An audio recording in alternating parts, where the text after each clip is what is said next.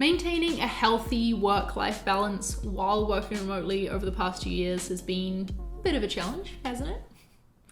Last year was my first full year managing a team and being creative director at a remote tech company. I've been working remote now for 5 years, but I still was particularly terrible last year at setting boundaries, and that led to me feeling pretty burnt out. I was thinking and stressing and worrying about work pretty much constantly, and I knew that something had to change. So in this video, I want to share with you the routine that I put in place to try and help combat this.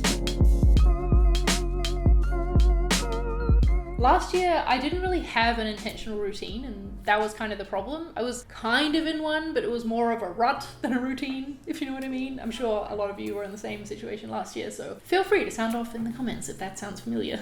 I would wake up around 8:30 or 9, and one of the first things I would do after scrolling social media on my phone in bed for half an hour was check in on Slack. I would check in on work and the things that happened after I signed out the night before, because I'm based in Spain and the team is in the US, so their day went on a little bit longer. I would write my to-do list, and then if it was a good day, I would maybe go and do some exercise, work a little in my own business, eventually, officially start my work day around noon, and then most days I was in meetings until around 8 p.m, but sometimes they stretched out to 8:30, or I would check Slack again after my last meeting of the day. But either way, it meant I was ending my days pretty late, which meant that I didn't have much time to wind down and shut off my work brain in the evenings. I honestly thought that what I was doing was embracing the flexibility of working from home, of being able to switch to doing my own projects partway through the workday if I wanted, but I realize now that what I was actually doing was living in work mode for 12 hours of the day. Because from the minute that I checked Slack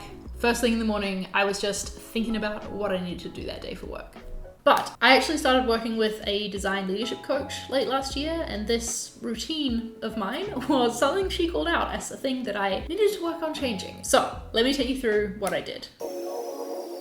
So the very first thing that my coach encouraged me to do was to set work hours that suited me. Actual working hours. So my working hours are now 11 a.m. to 7 p.m. Working until 8 p.m. was disrupting my sleep too much, and I realized that I had already set the boundary of not booking meetings after 8 p.m. So this was just moving that boundary an hour earlier. I did have to move a couple of recurring meetings to make this a reality, but I just communicated this to my team and set those hours up in my Google Calendar so that meetings don't get booked outside of that time.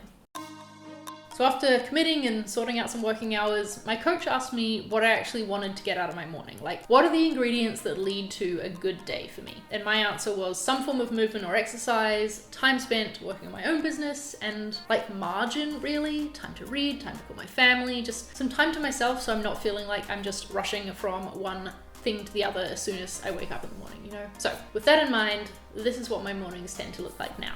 My alarm goes off on my watch at 7:30, just silently vibrating on my wrist because I don't deal well with loud blaring alarms. And I do not spend half an hour scrolling social media on my phone anymore, because every night I now put my phone on charge in the living room instead of beside my bed. It's a simple thing that I've heard recommended a million times, never did before, and now I get it. So I get up, I put my workout clothes on, and then I feed the cats. While they're eating, I do the Wordle and share my score in the family group chat. And somehow Mum always does the best. So shout out to you, Mum. Then I'll go on and do whatever form of exercise I most feel like doing that day, whether it's Pilates or yoga or a strength class on the Apple Fitness app, maybe one of their cycle sessions, or sometimes I'll just go for a walk on the riverbed park that runs through the city here. But I try and be done and showered before 9 a.m, which is when I have the very fun task of giving my cat Nora her medicine. She still loves me though, luckily. But after that, I make myself breakfast and a coffee, and I end up having kind of an hour and a half then to fill however I like. So normally I'll spend about 45 minutes to an hour of it at the dining table on my laptop doing some writing or planning or something else for my own business. It's really nice to separate that work from my day job by being in a different physical space. I try as much as possible to not turn on my iMac until 11 when I sit down at my desk to start my workday. It was hard at first to actually stop work at 7 because Slack was still so active and I'd see people messaging me about things, and I don't know, I'm sure this is something that anyone working for a US company from Europe understands, but I felt kind of guilty, like I was leaving early and cutting down the amount of time that I was available to talk to my team. But ultimately, I know that sticking to this cutoff time is the way that I can do my best work. There has been the odd occasion that someone has booked a meeting after 7 p.m. and I've just said to the meeting organizer, like, hey, this meeting is actually outside my work hours, so could you record it for me and I'll watch it and share my thoughts with you tomorrow. I really had to get past the feeling that I was just being difficult by not just taking the meeting though, you know. But boundaries are important. But it's been worth it because now after 7 p.m. I have my evening to cook dinner, to hang out with my partner, to play with the cats, and that extra hour has made a huge difference to my ability to switch off and like get good sleep. I'll usually try and be in bed by like 10 or 10:30 for a bit of reading before I actually try and sleep.